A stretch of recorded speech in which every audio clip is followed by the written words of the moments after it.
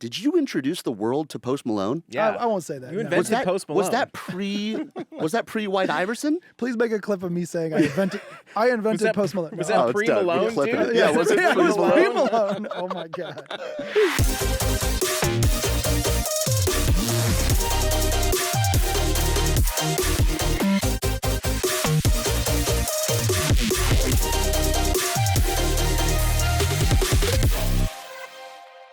What's up, everybody? Welcome back to the XLNT Show. We have an amazing guest today. Woo. We have one of the most influential artists in EDM, Definitely. a pioneer of trap music, and the leader of Hoodie Nation, Yeah.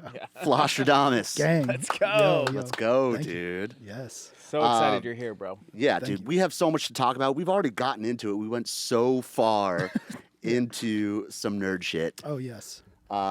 Which I love, Same. but I want to take it back, man. I want to take it back to Chicago. Yes. You know, we both, Danny and I, are huge fans of Floss, and Yeah, we'll gas you up here for sure. I'll tell you our experiences. I needed the ego boost. That's why Yeah. I came today. Yeah. Us too. Yeah, the ego boost. No. dude, a big question of mine is like, how did the whole genre of Flosstradamus come about? You Yeah. know, like it was so unique. It was so powerful for me personally, and I know for you too. You know, I just felt like a badass just in my car, just listening to the mixtapes, band, and all that Yes. stuff. Wow, Like, I love that you dude, know that. it was That's awesome. such a huge moment, you know, in our musical lives. Wow. Like, how did that come about? That's awesome. I had no idea. Like, Yeah, I'm happy dude. I'm happy No, you shared for that real. with me now. Yeah. Yeah, so kind of how it, like taking it back a little bit. So Josh and I, who started Flosstradamus, we both were DJing parties in Chicago, and we were mixing like house music with hip hop and like kind of just doing that in our sets. So like it would be Cashmere's Percolator mixed with some like trap song next. We were just always doing that at our shows in Chicago because the kids in Chicago grew up on Chicago house music and also like the hip hop that was of the time, like Little John and things like that. Yeah. So we were just always doing that at parties. And then our career kind of just tanked. We started in 2005. Our career just like fell off at like 2009, 10. Like we just weren't Really? even like getting gigs or anything. We were just DJs first. We would make mashups and we'd kind of play around with production a little bit. Yeah. But we were just DJs. And then once we couldn't survive on DJing, we got in the studio. And the first thing that we did was just kind of do what we did on the DJ sets. We combined house music synths with like trap drums, and then that's kind of what birthed the trap movement for us. Is like we're just doing what we were doing on stage, but like in a DAW, which was kind of crazy. But nobody else was doing it though. Yeah. Yeah, There it was was- nobody. Yeah. Dude, and it was weird, and that was the thing. We would just like flip the drums pretty much. Like even some of our first big songs, like the original Don Major Lazer Yeah. remix. Yeah. Like it's kind of the original song with just trap drums over it, Right. but it caused such a reaction that it was just like it was so different because people were expecting the 4/4 drop after these huge EDM leads would build up, and then all of a sudden it went to these 808s, and it's like, oh, whoa. But yeah, it just worked. Did you guys know that you were onto something when you started doing that in production wise? Did you have an idea of how big it was going to get? No, not this big. Yeah. Like honestly, it was just like, oh, we're just gonna make beats. Like it was almost like the mindset to make hip hop beats. Like let's just take sounds that are super unique that aren't in hip hop, and then make hip hop beats with those, like hardstyle leads and things like that. Yeah. And then it worked. Getting big wasn't even the thing. We didn't even think about it. It was just like these sounds are cool. These drums are cool. These leads are cool. Let's just push them together. But the energy of both of those was so intense that it made crowds go crazy. So it just grew from that. I think like for me, like if I can share my experience with Yeah, finding yeah, out for about sure. Floss, that what means for me just specifically to have you here, it means a lot because you are somebody that got me into producing music. So Dope. at the time that you guys had came out, I had been messing around with trying to learn how to produce music, and I had a mentor that always would, you know, show us like really cool shit. And I remember he brought up on YouTube, your guys' shit, dude. Oh, cool. And I just remember vividly seeing the yin yang and the X. Yes. And Yep. it's burned in my memory, right? Sick, dude. And I remember hearing that, and I'm like, whoa, like this is crazy, especially with the hardstyle synths, right? So for me, the way that I would listen to you guys was strictly through YouTube. Wow. Was just watching the Yes. yin yang singles that spin around, I or love the triangle, Yes. and like I don't know if that was the thing at the time, because like I think I was just getting into, so I knew about SoundCloud, but I just kept going back to YouTube, and then I would try to search for your songs, that specific songs. There was a specific one that I wanted to hear, and I could never find it. Dude, it was the same with me. And I would go to Trap Nation, and I would try to find it that way, right? Yeah. Or All Trap Music, all those different sites. So I think like just to have you here as like being like, I would consider you guys definitely like the godfathers of trap music. Like you and like we were talking about this, like GTA. Oh yeah. Like Yellow Claw. Wolf. Or yeah, sorry, Yellow Claw, not Yellow Wolf. Yeah, Yellow Wolf. So like, thank you. Just first and foremost, we got mad respect for you guys. Thank you. Huge. And I think what's kind of cool is like, you know, because I remember finding out later that, you know, it ended up being that you guys were putting your beats in the very beginning on top of hardstyle songs, right? And I really liked that dynamic of the trap, the hip hop with the hardstyle synths, and what ended up happening. And I remember you guys getting some flack for it, right? Yeah. And I remember in the beginning being like, oh, like I thought that they wrote those synth melodies. And what happened was, instead of like, you know, like being like upset, is I went in and I got into hardstyle because of that. Whoa, you know I what I'm love saying? that. So like, Whoa. I would not have gotten into EDM, like hardstyle or any of these other genres, had it not been for Flosstradamus. And so I know it's like, it's been a long time since that has moved on, but like, I think people gave you like, not all people did, but I think people gave you guys too much flack and didn't realize that you actually, it opened the doors to other genres of electronic music. Those hardstyle songs were very, very small, and I think it actually grew. Oh yeah. Not only did you start a new genre, but you grew another genre that definitely needed light on it. So I just think that's super cool. I got to give you your flowers. Thank you for that. That's awesome. I love that you know that far back, both band and that. Like knowing that far back is huge. Yeah. And I think part of the reason you couldn't find that stuff is because we sampled those hardstyle songs, that all those people cease and desisted or whatever took it, like scrubbed it from the internet. So yeah, that's right. Yeah, that is right. That's true. Yeah, I remember SoundCloud. There was so many songs on there, and that's how I was listening, was like SoundCloud, Hype Machine. Yes. Oh my God. Wow. Dude. Yeah. So go ahead. They scrubbed it. No, they did. Like a lot of that was. Gosh. Yeah. And but I think, like you said, it got people into other things, which is so huge, which I didn't know it had that much of an impact. But I think part of the reason, and I do have to like be self-reflective on this, part of the thing is that we released those songs without even crediting those artists. Right. So when we released those, it just like we sampled, I don't know, like Showtech. Headhunters. Headhunters. Yeah, Headhunters. Let's say that. I remember. The Headhunters thing. Like we didn't say it was a remix of their songs or whatever. And so the internet got upset about that. And they're like, no, you should say it's a remix. Say it's a remix. But we just called it whatever we titled those songs. Right. But I guess I'll even say to the young producers out there, like, I think there's something good about just like saying fuck it and just like doing something against the grain. Yeah. Because I think part of the fire underneath that, they were getting upset at us, but it just kept fueling it. Yeah. It's like, you guys got bigger. Yeah. It's like a parent taking away their Marilyn Manson CD from their child and that all they want to do is listen to Marilyn Manson. Right. Now. So I think that there was something beautiful about that moment too. It was like, what, we can't have this. No, we want it now. Yeah. So. That's true, because I didn't think about that, but that makes sense of why I was having a hard time finding it, was because they were trying to pull it down, which I get, like, you know, credit to those guys, but like realistically, like at least from my perspective, I would not have heard about Headhunters and Showtech. I know Showtech ended up being a huge big room like DJ but I had no idea about them. Yep. And it's because of Flosstradamus, because of what you guys did. So. Yeah, well, that's awesome. And the thing is that some of those dudes embrace us. We have a song with Showtech. He was like, do you want to remix my song? And we ended up doing an official remix to one of his hardstyle songs later. Some of the other guys were upset, but I think in the end it probably helped their careers in ways. Yeah. Like, it not made them the biggest thing, but at least it helped them, like you said. It has to have. Yeah, I think that the rarity of not being able to find the song and then you find it, you're just going to listen to it over and over. Another person that comes to mind is like Mr. Carmack. Yes, he would release a song and then he would just pull it down. I know. It would just be like 24 hours and he'd be like, it's over, you know? And if you didn't get it that time, it's like you have to scrub. Yep. So I think that there's something really special about that. And it's not like that anymore. You can find everything. Yeah. Everything is like contractual and on Spotify or everything's legit. So. And also like keeping it like true to the hip hop roots. Like you're sampling an entire song. You know what I'm saying? Like hip hop samples songs all the time. Yes. Who is it that's on TikTok? Is it Bauer? Yeah. Like he goes through and he just like his. he's awesome, right? And he's just like talking about how there's an art form in that. And it's like I get it. You know, you definitely want to be able to credit yourself and know that, oh, hey, like that came from me. Like I totally get it. But it's bigger than that. You know what I'm saying? Yes, like it became something bigger than it could have ever been. Yes. And also, like I said, I like how you guys were kind of like, yeah, okay, like, sorry, like, like, I guess. it's fucking, people still like it, like we're still fucking with it. So like, it's that, it's hip hop too. No, we definitely took a hip hop approach to the creation of it, but I think that a lot of times in music production, people think that you have to like do every little piece of it, and that's one way of creating anything. Like, I don't know.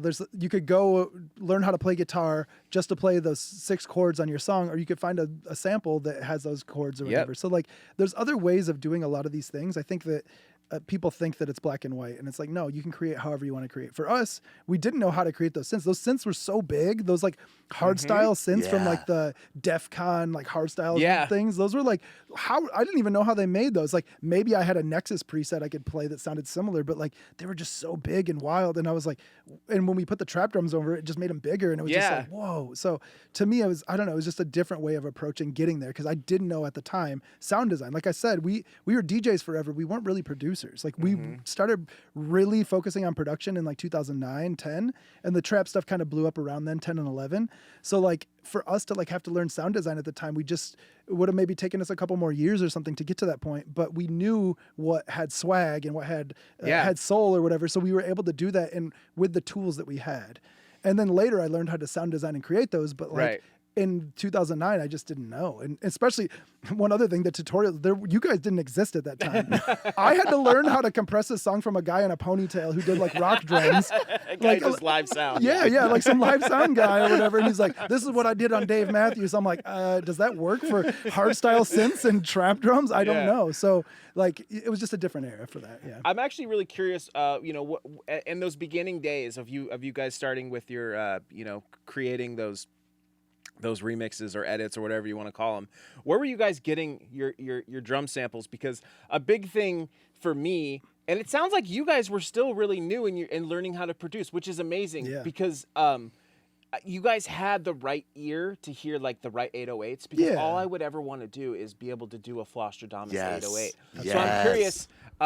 And also, it's not as simple as just throwing drums on top of a song. Like the way that you guys did that was very clean, and it sounded amazing. So what were the samples that you guys were using back then? This is the first time I've ever been asked this question, which I love. So okay, good question then. All right, let's go. Crazy. So the main pack for a lot of the early Floss stuff was the Lex Luger sample pack that was like ripped and put on like a torrent or LimeWire or something. It was like ripped off of the internet somewhere. That was like the main snares and kicks like that.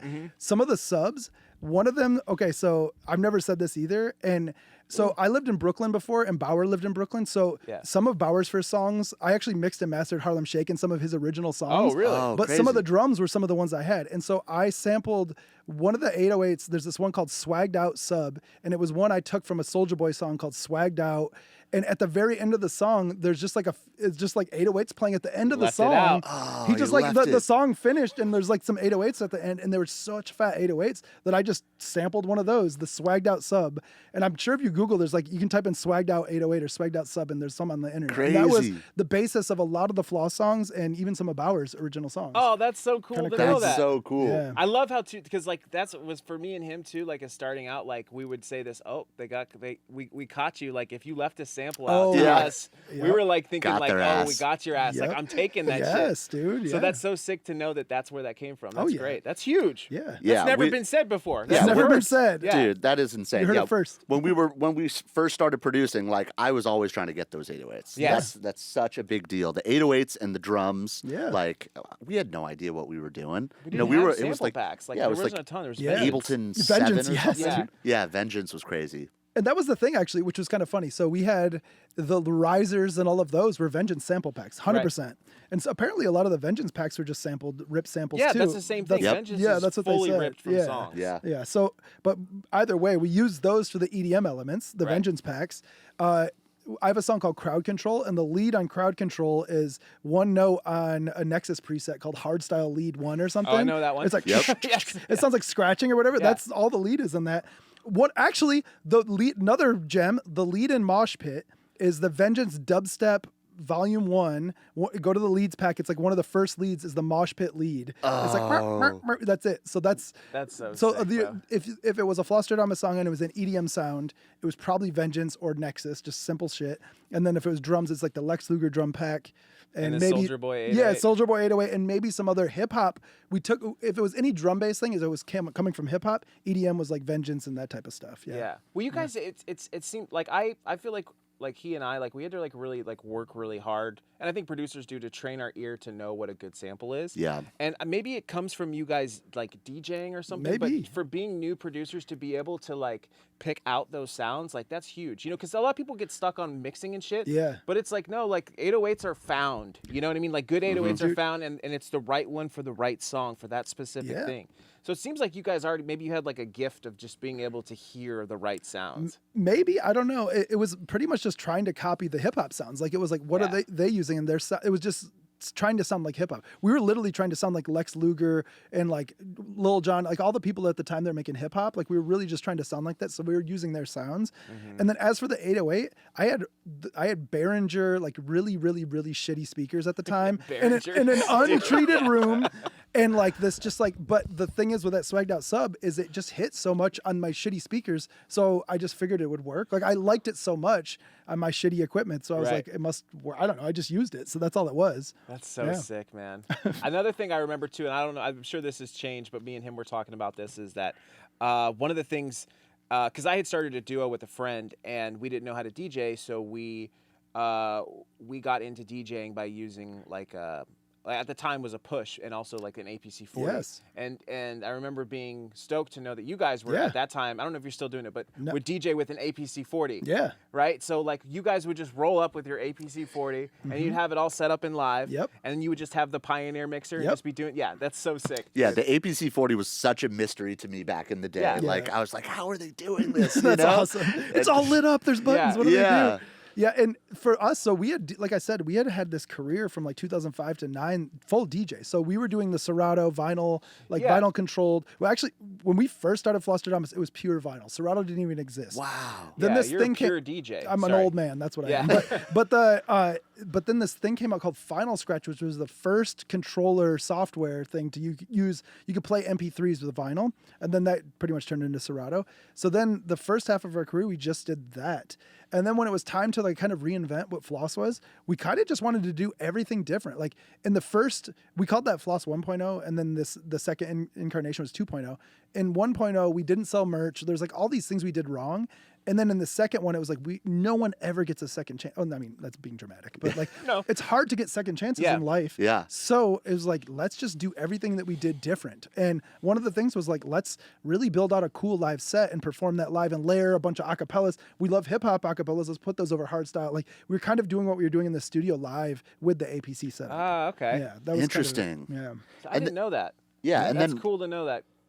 Oh yeah, go. Sorry, for it. no, I was just gonna say that like, because you at least back in the day, like if you were using like an APC-40 or like remember like Skrillex with the MIDI trigger. Yeah, he was doing it too. Right. Yeah. Like if you were doing that, DJs would look at you and be like back then, be like, oh, you don't know how to DJ. Yep. But you guys were actual DJs real, first, like real DJs full on first. vinyl DJs. Yes. Yeah, so cool were to you do having that. problems with like the subs and the 808s with the vinyl, like shaking and then the needle messing up and stuff? Well, at the time too, because that was like 2005, like 2005 and 6 were probably the vinyl only era.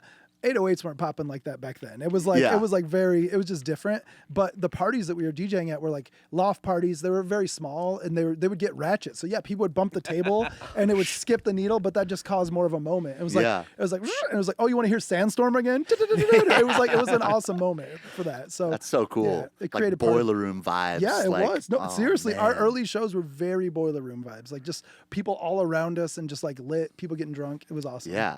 I also feel like you guys were kind of pioneers on vocal chops too. Yeah. You know, like how did that come from? You guys had like really iconic ears, I guess, for the loop of the vocal. You wouldn't take the classic word. You would cut a word in half and then it would loop. Yeah. Like, how did that come from? Were you guys just messing around? And yeah, I think that's what it is. Just like, that's even how I produce it. We haven't yet produced together, but you'll probably see that's like what I do. I find sounds and chop them up and manipulate them. Like that's how I produce. I always have. I was like a DJ first, so a selector as a DJ, but even when I produce, it's samples and things like that. I actually select samples. I like crate dig sounds. Yeah. And like then I chop those up. And so if it is a word, maybe making it say certain things with vowels, or I don't know, like it's just hearing it in a different context. In the moment, I don't really think about it that much other than like how I vibe with it. And like if it affects me in that moment, I'm like, oh, this is the right direction. Keep going that way. Yeah. Yeah. That's so cool, man. That's so great to know that you came from DJing first, because a lot of times, like, I feel like, I mean, I'm glad that we have the background we do. We came from bands, right? So we came from actually like playing instruments. Yeah. But a lot of times, like when we get like new people that are doing lessons or something, like a lot of them are like, oh, I DJ, and I'm like, oh, dude, that's great. Like the fact that you know how to DJ, like you already understand structure, like you get an idea of how things should be. That I didn't start learning until I started DJing. You know what I'm saying? Like you can understand songwriting with a band, but until you start like actually DJing and kind of seeing how that flows and how electronic music or hip hop works, you really get that understanding of structure. So that's really cool to know that you came from that. It makes sense. I also think it's cool that everyone comes to how they make music in different ways. Like you came with a band direction. Yeah. So that actually might make you approach your production in a way that I wouldn't. So if we ever collab, it would just, you're going to bring a different like flow to the music and everything. So that, I think that's the beauty of it too. Like we all have certain things. So maybe what I did is like more sampley and chopped and stuff, and it has its own thing, but you guys might have more chord progressions and things that like, that's where my faults are. Like if it comes to like a breakdown and like this like melodic thing, that's where I'm just like, I don't know. It's like not as good there. So, but everyone has their strengths, and that's what makes your sound. That's the cool thing. Is like everyone has their sound based on what they were influenced by. Absolutely. Yeah. So Interesting. For you guys too, like I'm curious, like, I mean, there's only so many like artists that I could think of that were like, or I like to say like the wave, were at like the peak of the wave and at the very, very beginning of like an explosion of a genre, because especially for EDM in the States, you know, it was Skrillex coming in with dubstep, and then all these other genres started coming in with trap, and you know, we can go on and on about all the different like moments or whatever. And for you guys, you were at the pinnacle, at the very, very, very crest of the wave, right? And riding that wave. Did you guys, what did that feel like? Did you have any idea that that was like sort of happening when you guys were in the middle of that? Because it seemed like to me, as being a fan, trap was just exploding and had it still is, obviously still huge, but had a very, very like long, strong run as being like one of the top genres in EDM. So were you guys aware of that, and what did that feel like?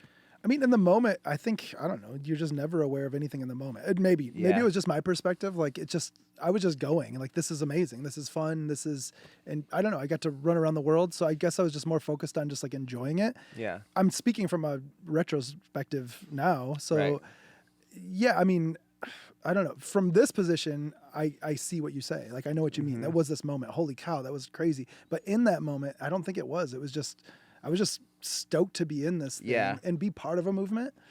Yeah. And one other thing I will say on the hindsight part of it is I get to meet people over all these years that I've like, maybe Original Dawn was one of their first songs, or like even you guys just telling me this stuff, even Send Band and things like that. It's like, wow, I like might have influenced you in a way. And then the stuff that you're doing is influencing people. And then that's going to influence people. Like, that's what I don't know. That's what really means the most to me, is this like weird ripple effect that's happening from all that we're creating and affecting culture in our time here. I'm getting a little heady, but that's so sick. Do you get to see like trends, since you get to see artists come to light, and then maybe they're like a one-hit wonder and then they're gone. And then you see people that actually stay in the spotlight for the whole time. Like, do you get more foresight in what's happening in the industry? The thing is that I love being, that's like one of the things, we were talking a little bit before about this, but like one of the things I love being a part of, or like at least experiencing, is that like ground level, like early incarnations of stuff. Like the most recent and the music side of things is like the ISO, Knock 2, SD Waterboys, all of those kids. Like the funny thing is I actually saw you at Knock 2's EDC set last year outside, and I was going to say what up to you, and then you just walked through. But anyway. Damn it. But like going to like look at, like we were at that same thing. He was playing an art car at EDC last year. The Rhino Bus. Yes. And now he fucking is playing Coachella, crushing it with ISO.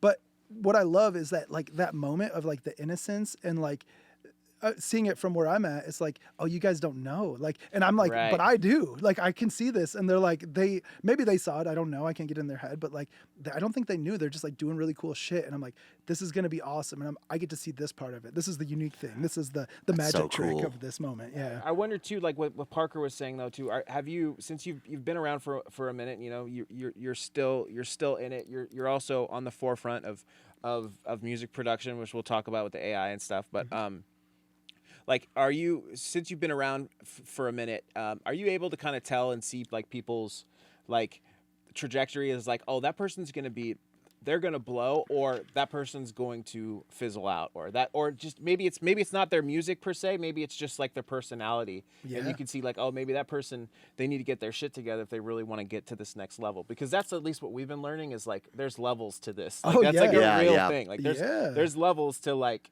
There's the entry level. There's there's C. There's Yeah. D, and all that shit. So like, yeah, are you able to see that, or have you be able to like just to kind of Predictions. predict? Like you just Yeah. said, knock 2 and ISO. You're like, you knew what was gonna happen for that. Oh yeah, right. and for me, I keep saying swag is the word I use, but even with like the music and stuff, like stuff that has swag and soul or whatever it is, like I can't even put it into words in a weird way, but there's like things you just know, like the thing that talking about ISO and knocking those kids, it's like they just had this thing that you could just, it's tangible. Like they had like a visual aesthetic, they had like a brand, Yeah. they had just pure swag. It's just like so unique, and just like it has like this like, it's so hard for me to put into words, but I could just feel it. Like there's this thing Right. you can feel there, and like I don't know, I was just like, this is they have all the right things for the recipe. Like I hope they bake it well. And the one thing I always talk to them about, and when I get all of the boys, like all the SE boys together and stuff, I'm like, you guys just got to stay a family, stay as a unit, because Yeah. I mean, as my careers went, like people fall apart. So it's like, Yeah.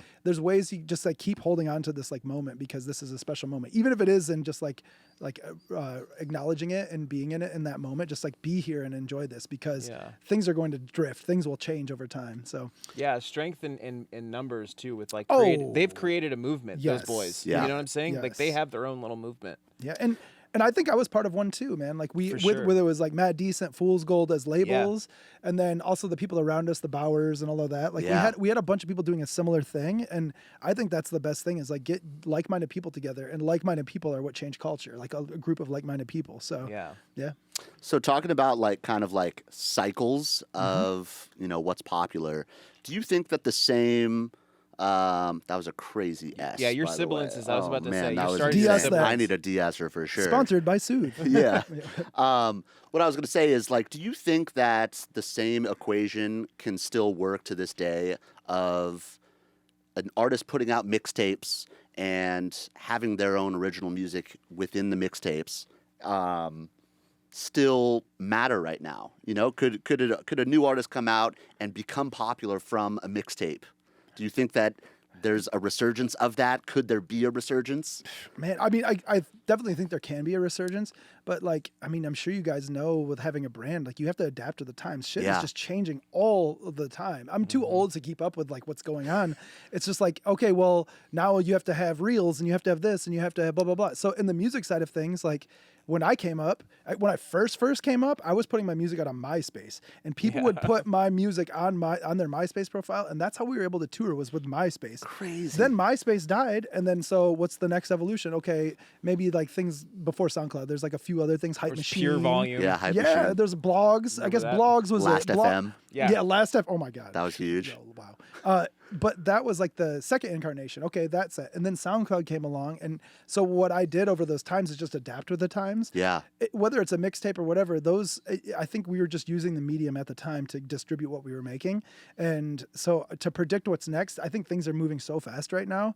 For me, the type of person I am, I can't really keep up with this. I just don't do the social media thing that much anymore. Yeah. But I feel like that's the current version of this stuff, is like to do your reels and your this, and this. Content. And I almost think, especially with all this AI stuff, like the playing field's starting to get leveled, that I almost think it is about this content thing. Like that's, at the end of the day, your brand around the content is what it has to be. You have to have that. The music will support that. But I don't know. I think maybe I was fortunate to come from an era where music was first, and then these other things supported the music. Now Yeah. I almost feel like the music supports the other things. Maybe I'm wrong. I don't know. But like it's a different climate, and the climate will keep changing. Hopefully it'll get back to mixtapes and just like some raw, like Grassroots yeah, type of but shit, yeah. pendulum swings both ways with everything. So who knows? I might get back to that. Yeah, I guess everybody's ADD is kind of making things shorter, not longer with the mixtape, you know? Yeah. I really enjoyed like your guys' mixtape because Yeah. it was like, this is what's cool. Like I'm getting an inside look into what you guys are saying is cool. And then, you know, you're in that world for 20 minutes, 30 minutes, you know? And I do miss that a lot. You know, I miss being in an artist's world for that amount of time and find a new song in there and then you follow that artist, you know, like I really loved that, you know. Dude, yeah. Well, thank you for one on that. But even my DJ sets now, or how I've always done my DJ sets, is I do want to create like a full-on experience.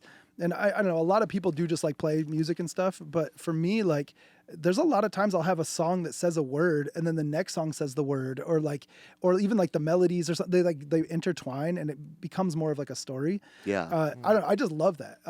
That's why those mixtapes were that way. It was like they had a journey to them. They had the influences of hip hop. There'd be hip hop songs in there, but then it would go into a hardstyle drop out of it or whatever. So like, I don't know, I just love doing that. That's just like part of the way my art is bigger than the music. I think a 3-minute song is a shorter version of like a full-on hour mixtape or whatever. It's like, yeah, that makes sense. I think a big thing that we're noticing too, that I saw this on TikTok, where I don't know if it was a specific genre this girl was in, but she was like on the phone with a record label, and they're like, "Yeah, hi, you know, we love your song, but we can't sign anybody that's under 50,000 followers." Yeah, and she had like 40,000 or something. Yep.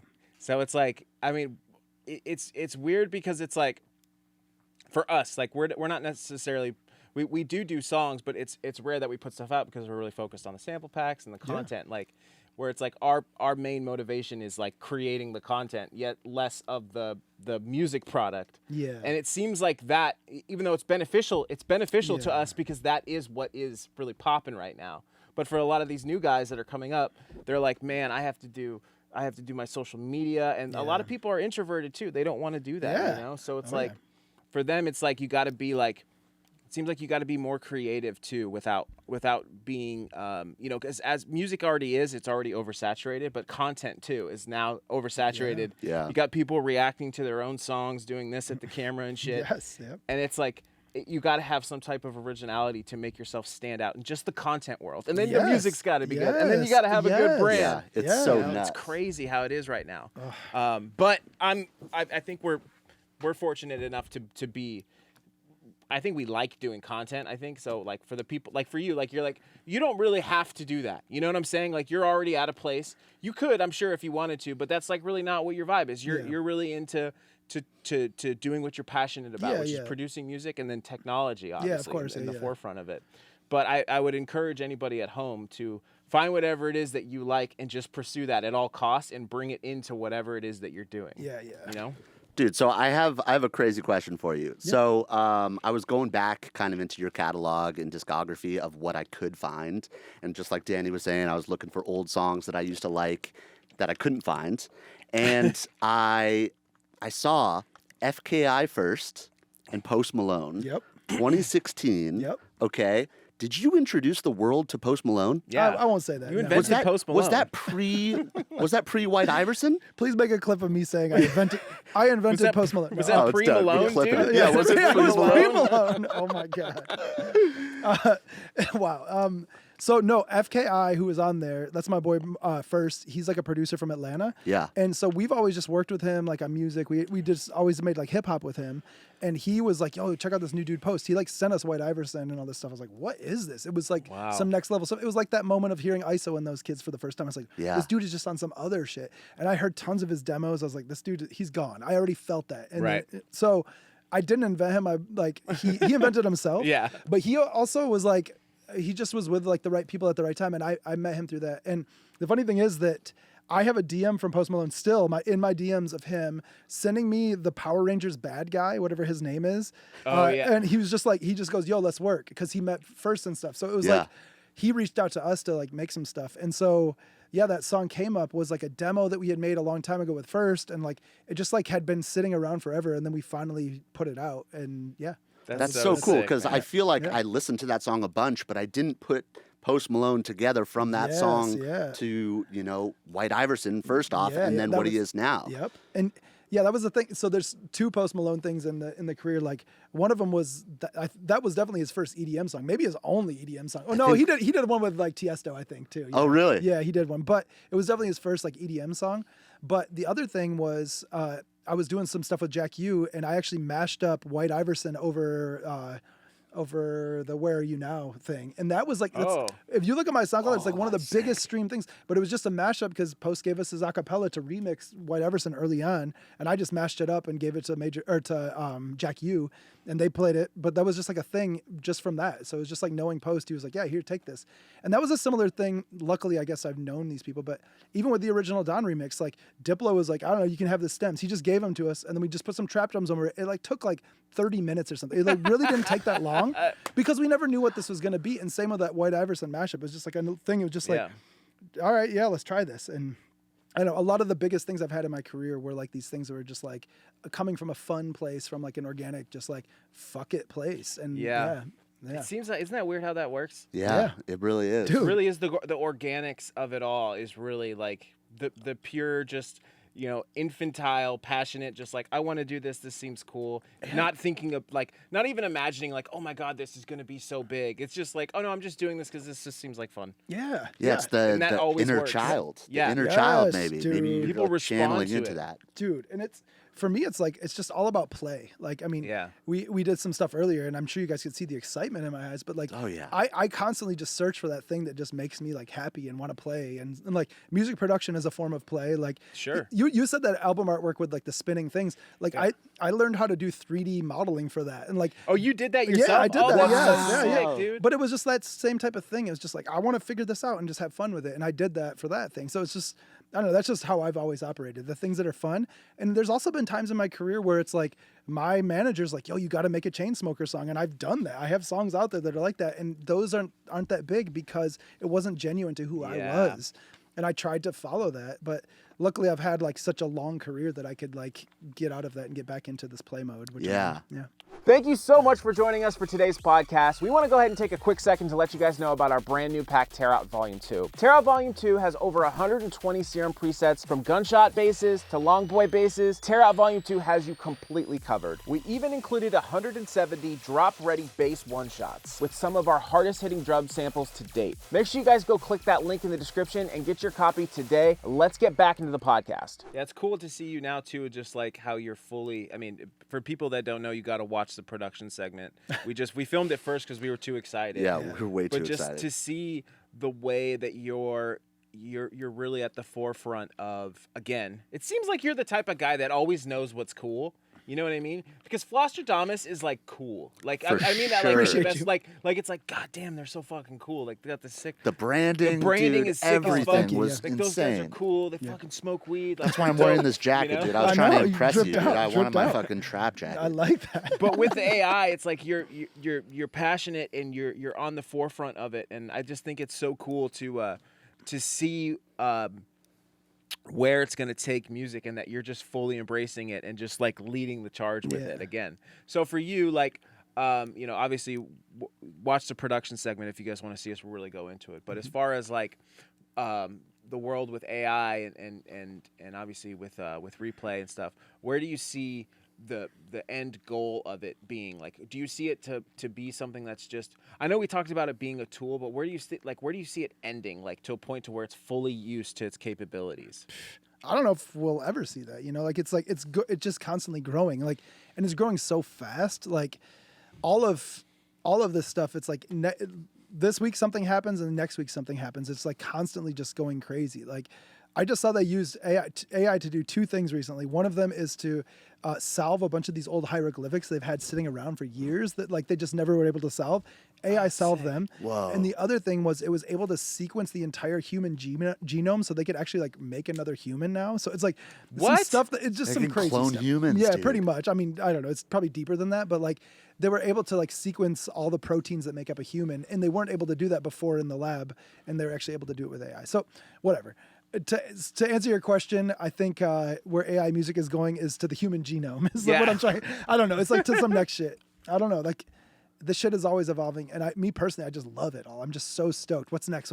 Like like you, thank you for saying that, but like, I just love being at the root of things and like the early stages of culture and things. I've just always loved that. Like, I get sick of things. When I get comfortable, I get uncomfortable. So like, if there's something new that looks like, I don't know, it's inspiring, I'll go there. And like, that's what it is. That's what the AI shit is for me right now. Yeah, you seem not afraid at all. Yeah, I'm not. I'm very optimistic, but I'll also humor the dark side of it too. If you guys want to talk about that. Yeah, are you too. worried at all? Like, do you have any sort of worry about AI sort of being this thing that takes over? They took our jobs, or they take over, you know? Yeah, I think the world. Like, I think it will take jobs. I think that it's going to get rid of jobs, but I think it'll like bring new jobs out. So like social media came along and it leveled the playing field, but like think about the technological advancement. It made so many people influencers and famous and things like that. So maybe actors might have been threatened by, I don't know what have been threatened by social media, but a new technology comes along, people adapt it, and new careers come from the new technology. Yeah. So I think that that's what it'll be. Like if we're looking, a lot of times I think people look from a fear place and they think about right now, and it might take jobs, it might change things, but with the change, that change is going to bring new things, is my thoughts. So, right. And how do you feel about? I feel like AI is kind of like a buzzword now that people like to say that don't actually like. They'll say, "Oh, it's AI that did this," where it's like, no. There's a difference between like, you know, what AI is like and what it's not. And what people seem to think, I think, is like if you Google something and Google shows you a bunch of like results, it's like that's not AI. That's like Google, you know, finding words and trying to search. Yeah. Right. So I think it's really interesting, and I wonder if it bothers you at all, since you are involved with the AI, if people sort of like, I don't want to say misgender AI. But that's great. Kind of like, does that bother you at all? Do you see that a lot? Or I think the name AI or whatever this is, it's like, it's just going to blend into just technology. I just think right now it's a marketing term. Like I've seen companies flip and they're like, we're AI. I'm like, wait, you were a plugin company 2 days ago, but now you have AI. But like, what? But I think that part of it's a marketing term, good or bad. And then I think the other thing is like Meta, I don't know if you know, but they have a thing on Instagram and stuff that'll like tag things that are AI. Have you seen that? Oh yeah. So again, I think that puts the negative lens on it. This is a weird thing I heard the other day, but when the automobile first came out, they put laws in place that you needed a person to go in front of you with a red flag. Either they were walking around a horse to tell other people that an automobile is coming. That was the law. You couldn't drive. You couldn't drive an automobile down the street unless there was a person legally in front of you with a red flag, or else you'd be arrested for driving the automobile. What I think this Meta thing is right now is that red flag. It's like, okay, they want to put this stamp out there that there's this bad thing coming or whatever, but in the end, we're going to realize it's not a bad thing.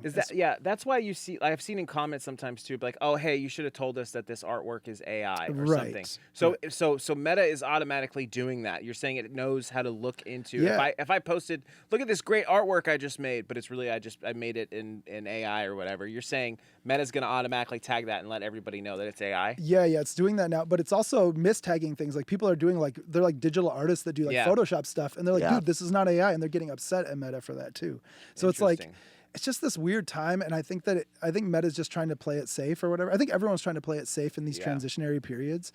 But one thing I will say is like AI has been around, like autocomplete. Like if you're sending a text message, it's like there's been AI in everything. Even if you use Google Maps, there's AI. Like we're getting around with AI all the time. I just think certain things are getting like the negative. And I think the main thing why people are upset in the creative world is there a lot of AI is trained on people's data. So like I think a lot of these artists are like, dude, I don't want my data in the data set because you're taking my art to influence this thing. Yeah. But I think there's two sides to that as well. I think one of them is these models are now learning more and more on just a little bit of amounts of data. So if Taylor Swift says, take my data out of the data set, even if it is in there, take it out, it still can recreate what a rough idea of a Taylor Swift song is because it knows she's a pop country artist who's blah, blah, blah, blah, blah. Yeah. It can guide it that way. So, So do you foresee a solution for that? What do you think? How would you navigate around that kind of stuff where Taylor says, "Oh, I don't want my model out there. Like, does she get residuals in some weird way? Is there like a meta within the file where everybody knows that it's the Taylor?" Bro, yes, all of this. So my website Weights that we sell the AI models on. Yeah. We actually have a tagging system built into that, into the audio file. So the audio itself has like an invisible audible fingerprint on it every 10th of a second. Yeah. It's this technology we made that like, so you don't even have to send the metadata of the file. It can actually, you could play it here out loud, and I could even through my phone, my speaker, get this audible QR code, if that makes sense. And then that audible tagging that's on all of the files that we generate on Weights, that says ASCAP, BMI, has all the, who generated the song, what model was used. All of that information is baked into the file. So it's already there. It's already there. Yeah. Yeah. So we built that. But my current views are that's just for the current climate. Like for the record labels, for all of these things, like, yeah, there can be money made there, which is great. I'm into that. Like, it's people can start businesses from this. But I think in the future, what it's going to be is people are just going to opt in to be part of a trading set. So I make music. You know what? You can use my music. I'll sell you my catalog, or I'll sell you my stuff for X amount of money. And then that's where it is. I don't know. It's really interesting. I feel like that technology goes even farther than AI. Yeah. You know, that fixes LimeWire, that fixes all the bear share kind of stuff, like ripping songs. Like if there was an actual QR code, like what is that? Is it kind of like the, you know, in FL where people can draw pictures in the MP3? Yeah. Is it kind of like that? It's kind of like that. Yeah. So that technology is called steganography. Okay. One quick little side note. So I did like a bunch of NFT stuff a while ago, and I actually created a song. I created this smokable NFT. You can smoke it and mint. You can mint NFTs with a vape that I made, but the audio file I'm such a nerd. I'm sorry. Dude, I love it. Apologize, but so the audio file of that thing, if you actually put it into RX and look at the spectrogram of it, within the audio, it says a seed phrase, which is a way to access a crypto wallet. It says an address to a crypto wallet if you visualize the audio. And if you go to that address, you get free NFTs. People even put Ethereum in there, so you can actually get crypto from this hidden thing that I put in the waves of my audio. So when I put that in there in 2021, I started looking into this technology. That's a way for a human to see it visually. Yeah. But the thing is, like if you look at a QR code, if there's no way you could decipher what the fuck, a human can't decipher that, but computers can. Right. And so I looked in deeper, and there's a way audibly, like in a frequency spectrum humans can't hear. There's data up there that actually can be transferred, but you can even high pass it and it'll still come through. It's like it's our so low even if I cut it, even if I like try to cut it out of the high pass, you're saying it's still going to show up. Yep. It'll even still if I show use FabFilter Pro Q3. I maybe not. I don't know. With Ableton EQ. Yeah, maybe you could actually. Yeah, but it's wild. It's the way that it's working is like in all the frequency spectrums, it's actually creating this thing up the top. So you'd have to cut most of the wave to actually make it so that stuff. But a lot of EQs don't cut anything above 20,000 hertz. We can't hear that anyway. Yeah, exactly. So it's probably starting the cut at 20,000. So if you were to do something at 40,000 hertz, most EQs aren't going to go that way. I wonder if like RX can see all the way up there too. Yeah, I don't know. I haven't even looked at it up there. Like the thing is, it's not even a thing. It's just like, it's seriously just like data. It's like, I've actually like pitched it down and got it, and it just sounds like almost like a modem scrambly, like this weird sound. Weird. But it's just data. It's just pretty much like a QR code. I got to ask you something off camera about that I don't want to mention here, but something that I think is that you and I have been looking for that specifically. Sick. Yeah, I'm reading your mind. I already know what it is. So with your website with Weights, one thing I noticed when I was playing around there is that you have to agree to not commercially use the models. If you make a model, you cannot use it commercially. Is that and what you're talking about is a way of protecting to know if it actually is from something that you've actually created with Weights. Yeah. So is that to protect more of the artist, or also to protect Weights? It's kind of to protect us. Yeah. So like just that part of it, like the what I said a minute ago about the watermarking, that's more to help the industry and stuff. That's like, okay, everyone's going to get a share of this pie. That people checking that, people can do malicious stuff with the Weights. So they could do the Donald Trump and say like some crazy shit. They check that box, so it's protecting us. It's like, this is a weird analogy, but it's like we're a knife company in a sense, and you could use a knife to cut your vegetables, or you could stab someone with it, but you can't sue the knife company. You're suing the person who stabbed the person. Or I'm sorry, the person that stabbed the person is the person liable of that. I see. So Does that make sense? so like I don't know, maybe we'll cut this out, but like we used the Donald Trump Yeah. voice and we've used the Biden voice in an ad, right? Yeah. Which we ran. Is that against the weights sort of checking that box? Yeah, but that's still. But then I just puts the onus on you guys. Like, Okay, I don't think that's more about what it's like. So if Donald Trump was to come after us, Yeah. you're like, I don't know, he checked the box. Yes, exactly. Okay, I see. It protects us, and then, but on your end too, like, there's millions of people doing random shit with Trump things and stuff. Yeah, like, yeah, I you're know, good it's on not- that yeah. sense, but like, it's just Like, more to protect I us. know one of the owners of Weights. We're good. Yeah, exactly. Yeah. He said it was cool. Hey, dude. Yeah. I also noticed that like the coins or tokens, Mm-hmm. there's a lot of that on all of the AI websites. Yeah. Now, I always thought like, do you put tokens on the website to kind of control how much one person can actually do? Yeah. Or Good is it question. instead of like monetizing, which obviously everybody wants to monetize, but like, is it a control of like of product? You know? Yeah, kind of. It's more of just like you pay X amount per month, and if you use over the amount of. This stuff is expensive to run, by the Yeah. way. Like paying for these servers and all of this is a lot of money. So if you're paying the $20 a month, $10 a month, whatever, you get your allotted amount of use of those servers. That's kind of all it is. It's I like, see what you're saying. because we have to allot how much they're paying for this to pay for our bills. Yeah. So that's just the tokens, at least in our case. Maybe other people do different things, but in our case, it's just to make sure that the money spent isn't being drained. Because if someone paid $3 a month and they're just draining these servers, we're gonna have to foot that bill. So that's kind Yeah, of that it's I a way see to, what like, you're saying. Yeah, because there was like a company that was like creating like one shots or something. I can't remember what it was, but Oh, yeah. it was a very limited amount of tokens, and they wouldn't let you buy more. And I was like, oh, maybe they are the gatekeepers of like The AI. of like helping the whole world not get flooded with all of this crazy sound. You know was what I'm it, was saying? it one shots of like AI generated, or was it just It was sounds in AI general? generated sounds. Yeah, so that's what it is. Yeah, Yeah, but it was on some The crazy. Bandles guys created it. Oh, cool. Yeah. Yeah, Yeah, that's yeah. awesome. I had no idea. That's Yeah, awesome. I don't remember what it was called. We couldn't figure it out. We couldn't figure it No, out. we how to get- figured it out. Just didn't do a very Yeah. good job. But it was still really early. So Yeah. Yeah, it was a long time ago now thinking about it. yeah, it might be like, better now. Yeah, but yeah, I was just curious if they really are like you're the leader of the ship and you're like you're gatekeeping so it doesn't get crazy. No, it isn't more of a gatekeeper thing. It's like, because I think you can, I don't know if we have this on Weights now, but even on Suno, you can do this. Suno, you have X amount of credits for the amount you're paying, but you can pay for more. It's all it is. It's like you're paying for, a lot of these companies are just paying for compute at the end Yeah. of the day. It's like, it's a service and compute. So that's Right. all. What I want to say with the tokens, though, is even if you guys even did something like that, the cool thing about tokens, I don't know if you know about like Starbucks gift cards, but Yeah. hella people have Starbucks gift Yes. cards, but not many people are using them. So Yeah. the money is just sitting there, and Starbucks is a bank. They're making money on those yeah. gift Oh, cards. yeah.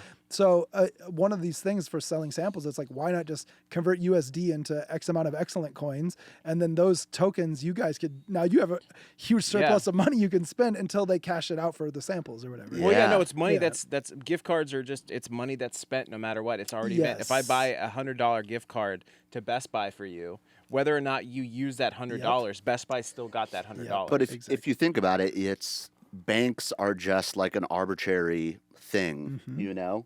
There's Yeah. no such thing as money, really. It's just numbers Yeah. on your phone. Facts. You know what I'm saying? So like same thing with Starbucks with what you were saying. Like that's just imaginary money that Yeah. shows how much Starbucks is worth Oh, yeah. as a company. Yep. You know? Yeah. So it's And pretty crazy. Starbucks is on the tip too, because if you notice too, I don't know if you guys have used the app, but I have at least like 10 gift cards that have like 1 penny or They 2 expire, pennies. too. Yeah. And no, I think legally you can't do that, but maybe. So like for instance, I have a Starbucks gift card that has Yeah. 1 penny on it, and it's like I'm not going to transfer that over. I don't want to care about a penny, but like think about how many people like me. So many pennies. And yeah, like there's so many little like out there like. Well, dude, you know about the subway in New York, you know? Oh yeah. The subway. When you pay, they Dude, have yes, certain yes. amounts that you could put onto the card, Yep. and there's always going to be cents Oh, left yeah. over. Yep, And yep. that shit, Yes. that shit Yep. collects. That's a good. It's funny. that's He a went good from strat. Starbucks. You said Subway. My brain went to the Subway sandwiches, Yeah. and then I was like, "Oh yes." He's like, Yeah, yeah, no, Subway just- sandwiches. Yeah, I just Okay. remember New York. Like there was an Yeah, equation when you where buy you the have Metro. to. Yeah, you have to put in a custom amount to Yep. where it will Dude, actually yes. run out. Yep. It's a finesse, man. Yeah, All of because this I stuff didn't is. have money back then, dude. I was just calculating, dude. I think it was like 34.27 or something. That and was the then exact it comes amount. No, I down know, and I had to so many zero. of those cards, those Metro cards, just sitting around that Yeah. had never been used. You guys and didn't buy the week pass. That's what I did. I did that sometimes. Yeah.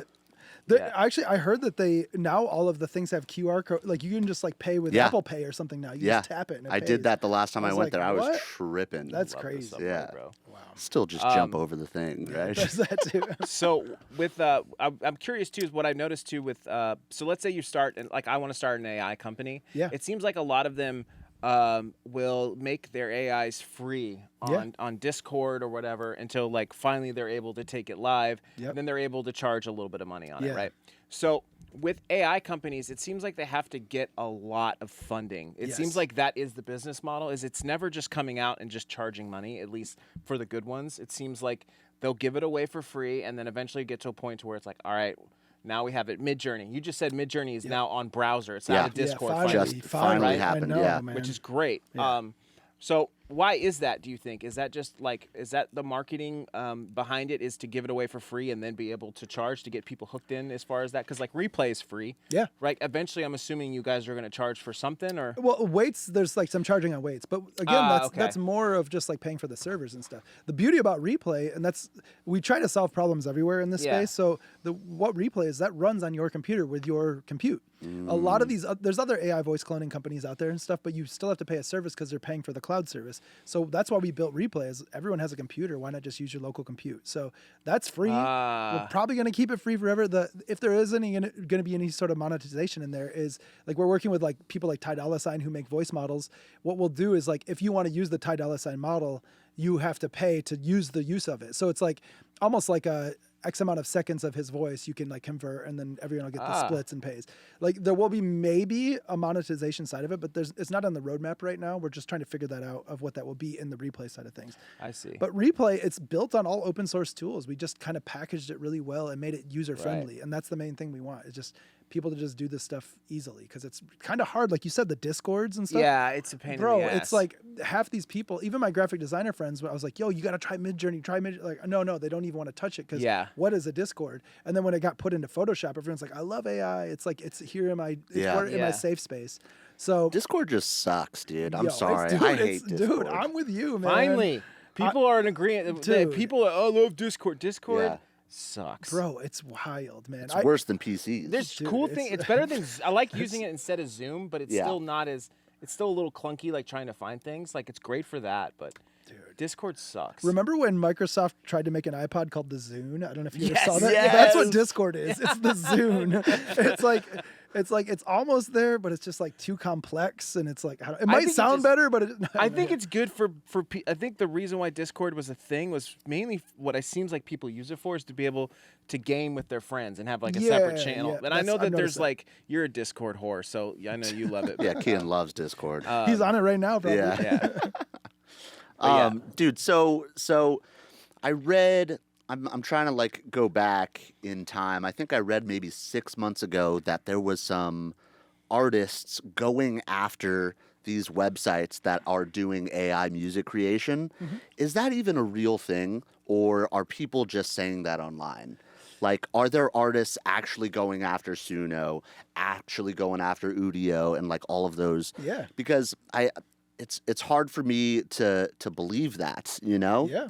I mean, yes and no. Are they going to do something? Probably not right now. There's no laws in place right now. For Yeah, that's all what I of was saying. this There's shit. everything is like the Wild West right now. Bro, which is Yeah. kind of cool in its own way, but like, yeah, there's even the voice cloning stuff. Like, you could go use the fake Drake model right now and put out a song. As long as you don't say it's Drake anywhere on that, like it's okay. Even if it sounds like Drake, it's like, yeah, maybe it sounds like Drake, but you could still put it out. You can get somebody to impersonate Drake. It would be the same fucking thing. 100%. That's Right? exactly what this is. And then, so for the Sunos and things like that, like, yeah, it seems like people are like at least like upset at it, but I feel like it's almost like a Napster moment when like Metallica got upset or whatever. Yeah. It's like, Oh, yeah. it's kind of the old guard not understanding this shit. Yeah. And I think that once there's some sort of monetization, if there's some money money will change all of Yeah. this. So like somehow some people need to get compensated, and then people will probably calm down, I think. Which We need would to be figure that out. great. It'd be such a great Yeah. thing if we can get like if you're building models off of our samples or something or any Yes. like of our loops, like that'd be great if we have Yes. another way of getting some sort Yes. of revenue stream with that. Hopefully it'll be fair, unlike Yes. Spotify. But Yeah, like- well, Yeah, for real, some real percentages. But, like- yes. But that's what I was saying earlier with like this new technology comes along, the laws have to get established, and then the businesses have to get built on top of that. Yeah. And that's kind of what's happening right now. Like what I said a minute ago, I saw online, I didn't look into it too much, but there's a company right now that is doing like fully trained models that I opt in as an artist to this model being trained. You can use my stuff for this model and get money. I haven't looked into it too much, but that'll probably be what this is. There's that's going to kinda be cool. businesses that will be training models on approved. Everyone gives it a thumbs up. You can use my models, my data in your model. But Yeah, I mean, I think you're totally right. This whole thing is very young right now. Like, Yes. we're pretty hip into what's going on, but beyond us, like, we're forgetting about people that don't make music. Oh, yeah. That have no idea what AI music is. Oh, yes. You know, and I Yep. feel like the Drake example was the only release Yep. that got past music producers to the mass audience. Yes. And I feel like that has to happen a couple more times. Yeah. For some people to start moving on it. You know. people got to know the water's warm or something. I think a lot of people are scared. Like, Yeah. the cool thing is that memes actually make people feel safe. So the fake Drake Yeah. is like, oh, it's like kind of a jokey thing. And like, have you heard the BBL Drizzy song? Yes, that's Yeah, going of around? course. So amazing. So that was made with Udio, which is like Suno. It's like another prompt generated thing. But Whoa, they- whoa, Oh, it whoa, whoa, was? whoa, whoa, whoa! Yeah. Are Talking you about- sure? Not BBL the BBL Metro Jersey. version, the original. The original is that makes sense. Udio. So there's this dude King Melonius. I've known him for a while. He makes things with. He's an artist who makes songs with Suno and Udio. No. And his way. whole Instagram is so it's like I think it's King Willonius if you guys want to check him out on Instagram. But his whole thing is he takes memes that are on Black Twitter and then repurposes them into like these weird soul songs and things like that. So there was a Good for him. meme going around about Drake having a BBL. Yeah. So he made like 10 songs with Udio and with Suno, put them on his Instagram. He makes album artwork for it too, which is really cool. But then Metro sampled the one off of his Instagram and then made the BBL Drizzy song. That is nuts. I thought Metro hired a soul band No. and an artist to make that because it's Metro. Yep. He's No. not like us. No. I mean, he's kind of like you, but not like No, us. You know, stop. we gotta get some AI. Yeah. That's crazy. So I'll say a couple other things with that. So for one, that was a use case of this AI stuff. Dude, I've been doing this Suno stuff for like well over a year now. All my friends who like produce disco house, I'm like, bro, if you make disco house and you're digging through crates to make disco house, why not dig through Suno and create your own custom Yeah. disco Sample song, yourself. sample that, and now you can make your own custom disco songs. Or if they're like a hip hop producer, like, yo, you sample soul beats, you can make your own custom soul beat. I've been telling people this for months and months and Yeah, months. it's And then so finally, obvious. finally, they did the BBL Drizzy thing, and now all my hip hop friends are like, "Yo, dog, get me on Suno." Like they're trying to figure this out because they just, I guess they didn't think about it that way. So it's yeah, like, yeah. so that's one of the things I wanted to say about that. But the other BBL Drizzy thing, which is amazing, is so it got put up on Spotify for a while. It got taken down. Then Drake ended up using it in a song with Sexy Red that just came out like maybe 2 weeks ago now. Anyway, they used BBL Drizzy in that song. The guy King Willonius who created that, he wrote the lyrics, BBL Drizzy or whatever, in there. So he got writing credit on that song. So this is the first case where an AI generated song is getting someone writing publishing credits on a song. And so now this is setting a precedent for people, anyone who's out there using these tools. If you're a songwriter, you can write lyrics, and if they get used in something, then you can get writing credit on a song. Well, what about the music of it though? So the music didn't in this case. Does the but- Udio get it Interesting. or no? And right now, that's just a gray Nobody area. gets Yeah, it. nobody gets that. So that's just like up in the air. Like it's released, it has the sample in it, but no one's getting money on the actual song. But if he would have taken that AI and then remade it, had the skills to actually remake Yeah. it, then it Then probably he would have. been. Yeah, for sure. But on that side of things, like would he have gotten writing credit? Because he's a songwriter on this thing. So like if he's playing a synth, I'm just talking about like let's say it was he played those keys or whatever, or they had other people. I guess it would get other people fed. There would be the Yeah. keyboardist and then all the vocalist and things like that. So I'm just trying to think about it. Like if I was to do something, well, yeah, for you, I would remake it. Yes. Like I'm always gonna remake it. I might use some of the Facts. sample of it, but like I'm Yes. gonna remake it and add stuff to yes, it or something. and you would get writing credit on your song because Yeah. you wrote on it, and so I think that's a good thing. And we can use these AI things as like a backbone to how we create. So, Right. Yeah, and I just wanted to say for everybody at home, like, you know, there's different levels to the credits that you get. You know, if you made Yes. drums, that's less than a chord progression. Okay, Yeah. yeah. If you made a chord progression, that's less than writing the lyrics. Okay, cool. You I know? didn't know that. Yeah. Put Just- me on game. I Oh, didn't. Yeah. Shit. I mean, that's crazy. But yeah, I mean, the that's how the Top line split always sheet- gets 50%. Top line always is king. You know what Wow. I'm saying? So I mean, in this case, hearing the BBL Drizzy thing, that makes sense. So, like, the top line, he wrote that, so he's getting it. But then, he didn't create the melody of it though. That's what's Yeah, crazy. isn't that wild? He just Yeah. wrote BBL Drizzy, and it made the melody for it. that's insane. But he So- still gets top line credit for that, so that seems right. Because Yep. yeah, that's right. Because it's writer's credit. Yeah, yep. And I mean, me personally, I have thousands of notes on my phone, but once these tools came out, like Suno, I was able to like take all these song ideas and like I had like a lot of like lyrics written down, and now I can put those in there, and it gives it melody, it gives it like structure, and it actually gives me a bunch of options of how my initial song idea can get turned into something. And so if there are people who are songwriters out there, I'm sure they have thousands of notes on their phone. They can now turn those into like more of a fleshed out idea to then maybe work with producers to actually make that come to life. Yeah, I think it's got like for me, the way I see it is like people like Parker and I that like maybe more interested in that will take the time to try to learn something. I only go in so deep with it for sure. Like I'm not going to spend too much time, but I could see in like a year how it's going to be like literally super easy clicking yeah. buttons, and then that's when it's really going to sort of I think take over, Yeah. and everyone's going to be using it. With being an AI company, are people just throwing money at you? Well, Like we're investing. No, Like, no. So with this is the crazy thing with Weights and Replay. That's me and two developers, and we haven't taken one thing of money at all. Like this is us just doing this on our own backbone. Thank you. The servers that we're running, like the company has loaned those to us for X amount of months. Soon the bill is they're gonna start charging us. So Yeah. our goal is to either get some sort of funding or some sort of business structure there that can support how much we're spending. Because right now we're spending like crazy. I would imagine, yeah. And even like the time, the guys that have developed this stuff are just grinding so hard, and like even their time, they need to be compensated for that Yeah. eventually. So there's that side of it. As for the Suno side of things, it's a bigger company than me. I'm just part of like helping them out with stuff, but Yeah. they just got a $125 million seed raise, which is crazy, which Damn. means for them, that's great. They're just reinvesting that back into the company. So Yeah. to the advancement of this, the quality is going to get better. It's just everything is going to get better, and hopefully maybe some of that money can go back to artists. Like we'll Yeah. have to see what that. I can't speak for them on the business side of things, but like this is funding that's going to at least help change this. They built this thing, duct taped it together. They were I think 5 or 6 people when they first started. Wow. And then now that they have more money, now they can bring in more people. The tech can advance faster. It can blah, blah, blah, all of these things. We just added audio upload today. Like that's been a behind the scenes thing for a while. That's And I showed insane. you guys. Yeah. Insane. And that's like a new level of, because of the funding came in, and now we can advance the tech to like, now the audio upload is there. Soon we'll be able to like change other aspects of the song. So I'm just wondering too, because like for us, like I don't know if we would be considered a startup, but we're a small business. So all the funding that's come in has been, we used to have jobs, and we worked those jobs until we were able to get some sort of income from Excellent Sound. amazing. And it was not a lot, and we're still working at trying to grow that, obviously, Yeah. to invest, to be able to put on podcasts. Like this costs Yes. money, you know what I'm Yes. saying? Like, but what I've noticed, at least with like when you're talking about these developers, like you guys aren't getting any income when it comes into Replay. So how are they able to just survive off of that? Or do they have other jobs that they're Yes. doing, and that's just like we're this is our passion project, and we're investing our time Yeah. because we know that eventually it will pay off. I mean, I imagine it's got to happen soon because you guys are fucking crushing it. But Well, thank you. I mean, I have another job. I'm a DJ.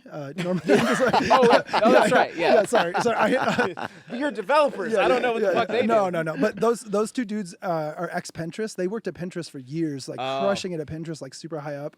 And they both left that to focus on this. That's so And sick. So they all were, in. The thing is that they were doing Pinterest on the weekdays and then developing on the weekends.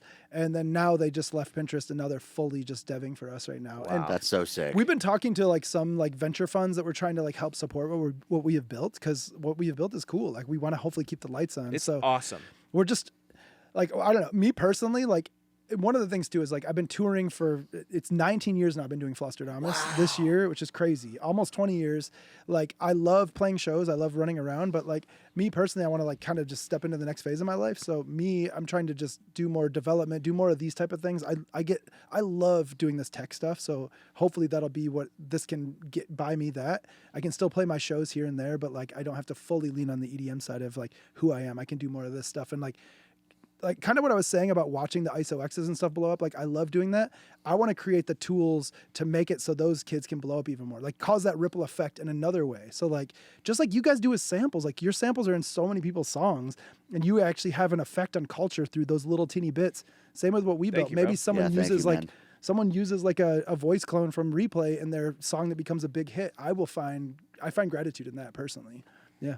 Dude. Yeah, it does feel similar. It does feel similar. We always are trying to give back and find better ways to give back to the culture. You know, so I align with what you just said. It's amazing. Yeah, it's cool because I don't think we think about it enough, but it's cool how many people come up to us and will like say, oh, like thanks for what you're doing and stuff like that. And it's like, yeah, like our hearts was always like, oh, we want to do this for the scene or whatever, but it was always just like, we just want to do this because it's just like fun. You know what I mean? And it's fun to show people magic tricks like we were talking about. Yes, dude, no, seriously.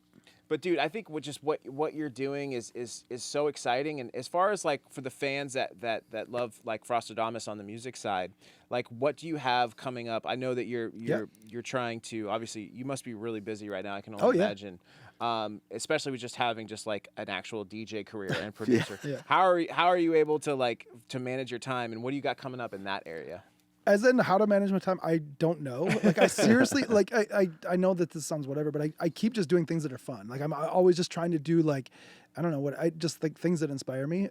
As for what's coming up, I have a song. Actually, I'm relaunching my label. I have a record label called High Def Youth. Nice. Started before the pandemic, and then during the pandy, kind of like put it to bed for a little bit, and relaunching that in 2 weeks with a song with this young kid named Viper Active. And we have a song called Hitta. It's called Hands in the Air. Nice. And Sick. It's a freaking bop. I'm so stoked. And yeah, that's the next like song I have coming out, and the next thing music wise for Floss. And then also we're doing the Yellow Claw Floss tour right now to talk about some, I guess, just that type of stuff. So yeah, we have a couple more shows left in that.